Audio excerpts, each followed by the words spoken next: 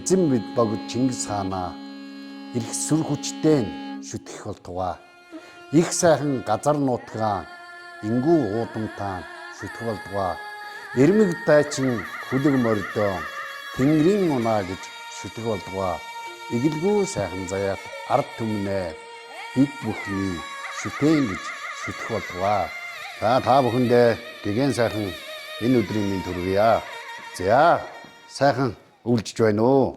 Сайн байна уу? Сайхан. За танаас би өнөөдөр Монгол хүмүүс маань гэгэн зам мөрдөө хэрхэн явж ирсэн. Өнөөдөр энэ хүн төрлөختөн байна. Ямар замлаар яваад өдий хүрээд ирсэн бэ гэдэг талаас сонирхож байна л да. За тэгэхээр ер нь дэлхийн түүхтэр дөрвөн пакс гэж юм байдаг. Пакс гэмээр энэ хангалттай гэсэн үг. Тэгэхээр дөрвөн пакс жайг. Тэгэхээр энэ дөрвөн пакс бол дэлхийн бүх энэ хүн төрөлхтний орчин үеийн түүхийг одоо 2-3 мянган жилээс өмнөх бүх түүхийг тодорхойлсоор ирсэн юм аа. Тэгэхээр анхны пакс нь бол пакс романа гэж байдаг. Ромын эзэнт гүрэн. За тэрний 200 жил болсон. Дараад нь пакс монголика гэж байдаг. Одоо бидний их Монгол улс маань пакс монголика гэсэн одоо тодтогдол Монголын 900. Монголын 900, Монголын жайг, Монголын их хамглан гэсэн ерөнхий санаа. За тэгээд дараад нь пакс британика болсон. Тэр бол хөргөдний хувьслын дараа бол ер нь тэгээд энэ одоо орчин үеийг бол үүсгэсэн байгаа. Пакс британикагийн бас нэг 200 орчим жилийн дараа бол 1945 онд пакс американа тогтоод өнөө хүртэл бол явж байна.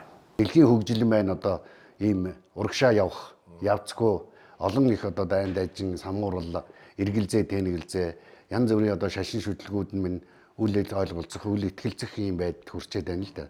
Тэгэхээр өнөө цагт одоо ямар хуу байгаа вэ? Одоо бид нар өнөөдөр ямар хуу номлолоор оршин тогтнож байна? Тий. Тэгэхээр тэр одоо бол пакс американа гэж тэр ер нь явж байгаа боловч одоо нэгс долларын ноёрхол гэсэн санаа л да. Тэгэхээр тэр нь сүүлийн үед ер нь мэдээ годаах одоо нэгсэндээ уналтын байдалд орчлоо л да. Уналтын байдал. Тэгээд энэтэй холбогдоод ер нь дэлхийн даяар дэлхийн тийм 6 төсөл байгаад байгаа юм. Энэ одоо зарим нь бол бүр эртнийгч байсан, зарим нь одоо ч гэсэн бүр хөгжөөд явж байна л да. Тэр 6 төслийг тодорхойлох юм бол одоо Америкийн тэр пакс американыхаа үргэлжлэл нь транскоммунизм гэсэн төсөл байгаа юм. За тэр нь бол одоо ерөөсөө та нар мэдж байгаа дижитал технологи хүнийг бол роботтой нэгтгэх тийм ээ. Одоо ерөөсөө транскоммунизм гэж одоо хүн өөрөө цаашаа одоо дижитал руу шилжиж байгаа ирэх юм уу хүн биш одоо робот болох тал руугаа шилжиж байгаа тийм төсөл байгаа. За тэгэхээр өнөөдөр бид нар ингээд 6 төслээс 7 дахь төсөл гэдэг юм гарч ирэх болж шүү дээ тийм ээ. Энэ маань одоо монголчуудын язгуур дээд өв ухаан өөрсдийнхөө одоо үндсэн одоо томьёол язгуур философи гаргах нь зүвэ гэсэн зүйтэй. Энийгээ бас өндөрлөгтөнд гарах уг тулгуур нь байгаа учраас голомт нь байгаа учраас бид өөрөө бадамлах ёстой гэж байна тийм ээ. За тэгээд танд өнөөдөр сайхан ийм мэдээлэл өгсөн танд талархлаа. Ад жаргал сайн сайхан бүхнийг хүсье танд.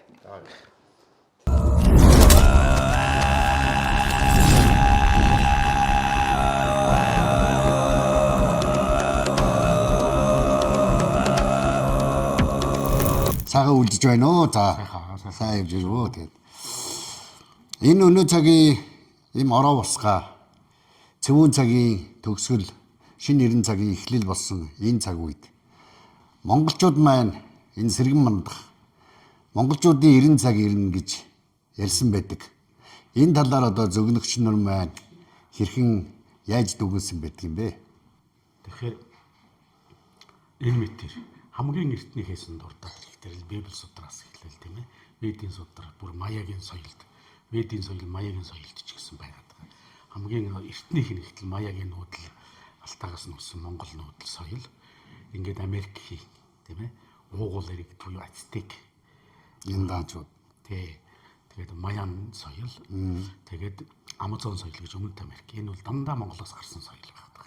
Энийг бол мэдээж татвар батлах гэдэг чинь шинжлэх ухаан.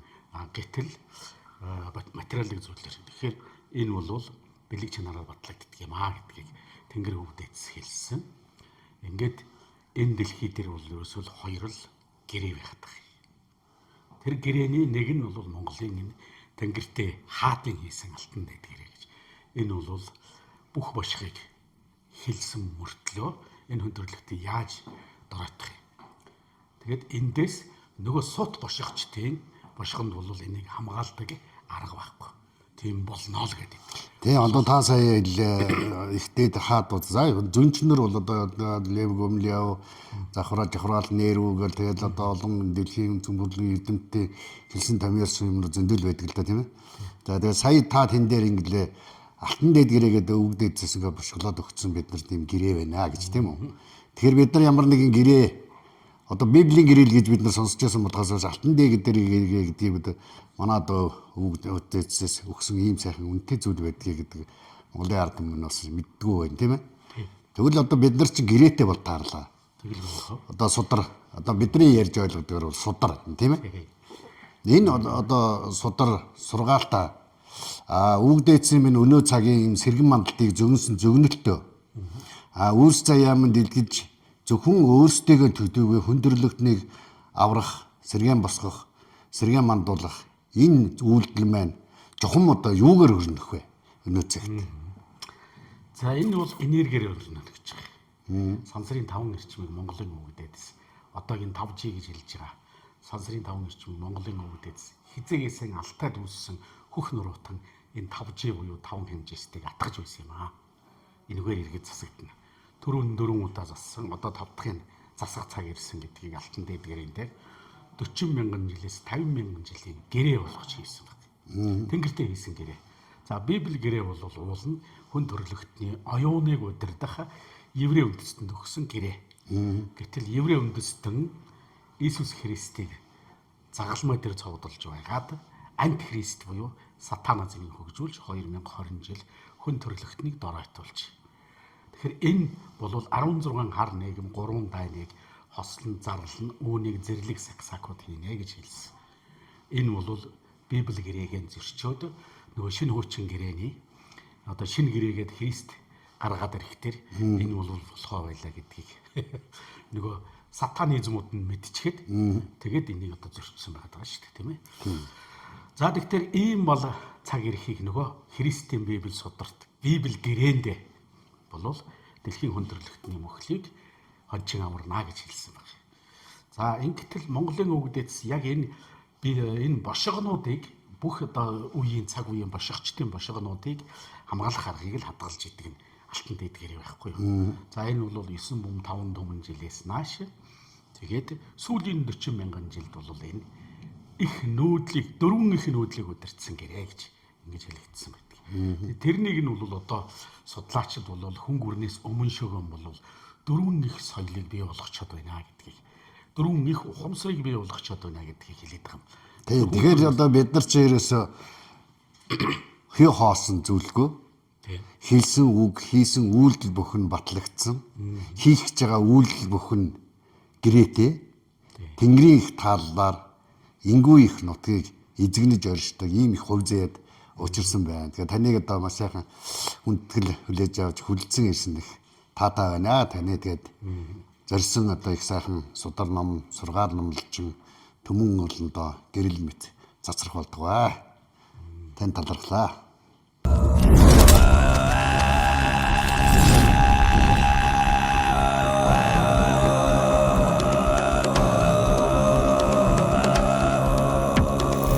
Алтан дэд гэрээ гэж нэг юм сайхан судар үлдээжээ. Тэгвэл энэ судрыг судалж тайлж байгаа энэ нэг сайхан эрхэм хүмүүнийг урья. Ингээд алтан дэд гэрээ судлаач Гамболд багшиг аврья. Амар минь байна уу? За амар өнөө сайхан үлдэж гэнэ үү та?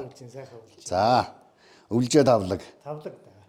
За ингээд сая манай сайхан эдмэд судлаачд маань оролцсон энэ сайхан нэвтрүүлэгт маань таныг хүлцэн ирсэнд их таатай байна. Тэгээд өвгдөөдсөн маань бидэнд алтан дэд гэрээ гэж нэг юм сайхан гэрээ үлдээжээ. Тэгээд энийг та судалдаг юм байна. Энэ талаар та одоо үзэгч хүмүүндээ төлөвлөнө. За тэгэхээр энэ монголчууд бас энэ цагт энэ монголчуудын одоо тэр үүслийн үеэс өнөө хүртэл өртөөлүүлж ирсэн энэ сайхан судар номууд өнөөдөр маш олон сайхан өргөөнүүд, маш олон сайхан онгодууд, олон сайхан эрдэмтэн мөргөөнүүд, маш олон содлогдохуунуудыг гаргаж тавьж байна. Түүний нэг нь одоо болох бас энэ онцлог нь монголчуудын тэр үүслийн үеэс өнөө хүртэл өртөөлүүлж ирсэн алтан дээд гэрээ гэдэг нэг зүйл байна. Энэ бас биднэрт ирснээр энэ монголчуудын бас одоо энэ цаг үе дээр бас тэр өвгдийнхөө онол тэр амьдралаасаа таньж тайлсан томьёолсон зүйлийг онж олох тийм энэ зүйл ирсэн би бас гахалтай байдаг. Тэгэхээр монголчууд маань өнөөдөр бас энэ дэлхийн нийтийн судалгааны судлаад мөн өөрийнхөө энэ цаг дээр одоо Монгол тархины дархлааг өмөр юм байж энэ монголчуудынхаа энэ өв их түүх рүү бас бүгдээрээ ханцуу шамлаг орлоо. Тэгэхээр энэ монголчуудад бол юудад тэнцгүй түүх байд юм байна. Тэ маш олон одоо чиглэлээр орж ирж байна. Маш олон талын юм байна. Монголчууд бол түүхээ бол маш олон талаар нь судалж байна. Тэгээд богино бичгийн соёлын үеэс эхлээд тэр хадан дээр одоо зургийг онголоод үлдээсэн байна. Түүнээс хойш 13 дугаар зуунаас хойш монголчуудын төр барьдаг онол бас энэ төрийг яаж байдгийг мөн нийт хэмтэй харилцаа нийт аяараа хэм хэмжээтэй харилцаа яаж хийдэг юм бэ? Хэмтэй харилцаа хийхснээр тэр их засаг үлийг яаж зохируулах гэдэг зүйлүүд ингээд 13 дугаар зуунд тэр их эзэн Чингис хаан маань үеийн үед өртөөлүүлж энийг цаг нь болохоор гаргаад өртөөлүүлээрэ гэсэн зарлиг нь байт юм лээ. Энэ нь бол алтан дээд гэрээ гэж сайхан одоо хэлмэлий өртөөлүүлж ирсэн байдгийг. Жохом энэ алтан дээд гэрээ маань одоо судлаад тал бүр барил хүмүүс судалж байна л да тийм ээ. Чиглэлээр судалж байна. Гүн ухаан талаас нь, философи талаас нь, ахуй талаас нь, сэтгэлгээ талаас нь гэдэг ингээд судлаад. Энэ маань дотроо бас хоёр янз хэлэгдээд байна. Алтан дээд гэрээ, алтан дээд аялгау гэж яриад байгаа. Энэ хоёр нэг юм уу? Ер нь энэ тус-тусдаа тийм бас ийм судар номлол байна уу? За үнэхээр одоо таны асуулт бол бас яг өнөө цагт энэ улсуудын бас нэг төрөл болоод бас олон талаар нь яригдаад байгаа зүйлүүдийн нэг байна тий. Тэгэхээр энийг бас бид нэг тийш нь бас ярих ёстой. Тэгэхээр энэ аялгау гэдэг зүйл нь өөрөө бол монголчууд энэ өвөг дээдс маань тэр үүслийн үеэс өнөө үе хүртэл амнаас ам дамжуулан амин чанарыг алдагдуулахгүйгээр өртөөлүүлж ирсэн зүйлийг аялгау гэдэг юм. Тэр нь бол аялгуулж ирсэн зүйлийг л аялгау гэдэг юм байна шүү дээ. Аман аялгау. Аман аялгау. Тэгэхээр тэр аман аялгауг амнаас ам дамжуулан амин чанарыг алдагдуулахгүй тэр өндөр шалгуураар нөгөө өртөөлүүлэх эрхийг авсан улсууд өртөөлж ирдэг юм байна. Тэгээ өнөөдөр бид нар тэр өртөөлж ирсэн зүйлийг Кирилл үсгийн болцоон дээр нөгөө аялгуулж ирсэн зүйлийг буулгаад биччихээр нөгөө хэлмэлийг танихаа бичээд байна. Тэгээ өгөө танихаа бичээд энэ одоо зохиомол юм, энэ одоо хаанаас ирсэн ингээд нэг үл ойлголцлын зүрх гараад байна тий. Тийм хуучин хэллэгээр одоо бичгээр. Хэллэгээр энэ өвөг монгол хэл. Өв монгол хэллэр биччихээр ойлгох. Номын нэрийг хэлэхээр яг өвөг монголоор хэлэхээр та бид нар ойлгох. Biz өнөө тавчхан хэлсэн. Акокмон огоолаар нэв кэмэр житэ иенгун бол каугийн конгорд үйдүү иекежаяя суие куви чинчула кау жуур чохимену ээл окауту алтан өрөө көв гэрээ. Гэд хэлчихлээр өнөө цагт бид нар Кирилл үсгийн болцоон дээр буулгаад бид нар чинь Кирилл үсгээс сурцсан улсууд чинь буцаад өвөг монгол руу ороход нэлээ хол зай байна тий. Тэгээ танд их юм шиг тандгүй юм шиг. Тий. Тэгээ бид чинь одоо буцаад их сайхан монгол бичгээр орж байгаа. Монгол бичгийг уншаад босоо монгол бичгийг уншихлаар яг бүр ойртой тэр. Ойртой тэр тий. Тэгэхээр бид чинь өнөөдөр үгийнхээ агуулга нөгөө үүсгэл үүдхлийнхээ яг гүн нөгөө ихрүүн орохгүй болдох юм. Тэгээ энэ цагт бас энийг олон өнцгөөс гарч ирээ тайлах гад үн дээр ярилцаад хэлсэж ийн гэдэг бол монголчуудын дэвшил гэж болж байгаа тий. Сэрж ийн тий. Сайхан сэрж ийн тэрийг сурахыг хүсэж ийн Монгол өв уламжлал руугаа орохыг хүсэж ийн. Тэгэхээр энэ бол бас монголчуудын өнөө цагт бас сэрн өөрөө нөгөө монгол тархины дархлааг өмөрн байж монголчуудынхаа тэр өмнөхийн өмөр дээр байгаа үг дээдсийнхаа юм өртөөлүүлэх гээд бас ингээд бүгдээрээ судлаад эхэлчихлээ. Тий, энэ одоо сайхан судлаад ирсэн. Би сая нэг таны яг ярьж байгаа юунаас нэг юм сэтэл над төрж ийн л доо. Яагаад гэвэл одоо ингээд энэ хүн төрлөختөн шинжлэх ухаан бол ингээд баримт нэгтгэх тийм үү? Тий. Одоо энэ сурвалж нь хаанаас гарсан юу юм бэ гэж. За жишээ нь одоо ингээд энэ хатан дээрх бичсэн бичээснүүд, за энэ борш бунхнууд тийм үү? Эдрээс хараад энэ юмнууд ингээд баримт байна гэж уншаад. Тэгвэл би сая таны юунаас ойлголоо л доо. Монголчууд тэгвэл тэрийг ингэж чулуу хатан дээрээ бичих биш. Тархин дотор нь бичсэн юм байна. Тархин дотор нь бичсэн юм ингээд дамжуулаад ирсэн юмыг шууд одоо гаргаж байгаа юм байна. Тэгвэл тамирын хүчийг танин хэрэглээд золбоочин засах бүх ертөнц гэж. Хумхын тоосыг тоолохгүйж урт өргөн өндөр үг бэлгээр харна гэж. Хугацааны дэнсийг тоолохгүйж өнгөрсөн одоо ирээдүйн бийг хошин бэлгээр тооцноо гэдэг нь энэ монголчуудын гүн ухаан дотор ерөөсөө энэ гүн ух хэмжээний дотор хийц. Та хэр хэмжээгээр Монгол тархины турхаагаад тэрийг ухна тэр хэмжээгээр тайлагддаг юм. Аа. Тэгэхээр бид нар өнөөдөр бол үнэхээр энэ хөхн урууд монголчууд бол хүмүүний уг хэлсэн. Тэгээд одоо нэг таны дөрөвний нэг нь аялал юм байна, нэг нь гэрээ юм байна гэсэн. Тэгэхээр гэрээ гэдэг зүйлийг өнөөдөр бид нар арай өөр өнцгөөс хараад байна тий. Бошог гэж ярьж байна. Тэгэхээр эзэн Чингис хаан өөрөө хэлсэн шүү дээ. Хөхмөг тэнгэрээс хөхнөрүүдэд тулган хүлээлгдсэн альпан үнний хилцэл буюу аж төрхийн ухаан бол альпан дээд гэрээ юм аа. Маш тодорхой хэлсэн байгаа зү тий.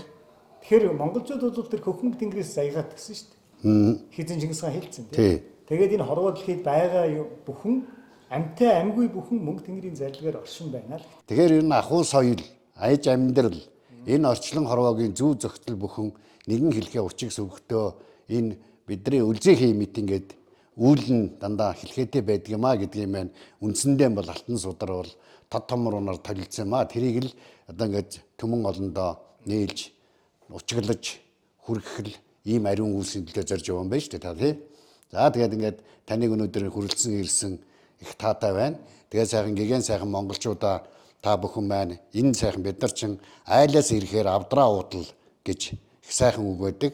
Өвгдийнхэн энэ үнтэй сайхан сургаал номнол судар бүтээл сайхан ийм замнал ухаан бэлэн байсаар байтал харьяас юм эргэж хоорондоо үл ойлгоцох зүйлүүдийг бий болгож явахаар энэ сайхан агуу судар бүтээлээ сургаал номлолоо сонсож энийгээрээ туг болгож гэгэн сайхан ирээдүгээ энэ сайхан гэрэл орчлонгийнхан заяа бүхнийг хүндрэлтний оргил болж оюуны сайхан их талаад цэцгэлэн дэргэж нар мэд цацарцгаая гэж би та бүхэндээ хүсэж байна. Тэгээд ингээд биднийхээ энэ сайхан уулзалтыг хүлээж авсан та бүхэн маань эрүүл их саруу сайхан гэгэн байгаараа гэж хүсэж байна. Тэгээд үлзий бүхэн дүүрэн байгээ.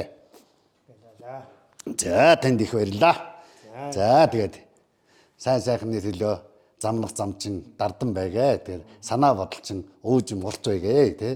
Ингээд та бүхэндээ энэ сайхан эрхэм үндтэй судлаач эрдэмтдээ маань хүрэлцэн ирсэнд их таатай байна. Тэгээд бид бүхэн ингээд зогсохгүй мөн цаашдаа энэ сайхан алтан сайхан сургаал, өвгдийн сайхан их ариун сайхан номлол, үйл заяагаа ингэж хөгжүүл сэргээ мандуулж өгөөмөр сайхан заяатаа Монгол түмнийхээ язгуур философиг гаргаж тавихын төлөө та бүхнийг хамтарч нэгдэж оюун ухаанаа уралдуулж онцтой сэтгэлээ нийлүүлж энэ сайхан гэгэн замналдаа өрж байна. Тэгээ манай найз нөхдүүд хамт олон энэ оюун ухааны ив нэгс эвсэл маань энэ цагаас эхлэж гэгэн бүхнэр дүүрэх болтугай, гэгэн амгалан бүхнэр дэлгэрэх болтугай, гэрэл мэт засарх болтугай гэж та бүхэндээ энэ сайхан нэвтрүүлгээ жаргаая. Тэгээ та бүхэн маань инх тунх мөнх жаргалантай илгээрээ инх амгалан гэгэн саруул байх болтугай гэж хэрвэё.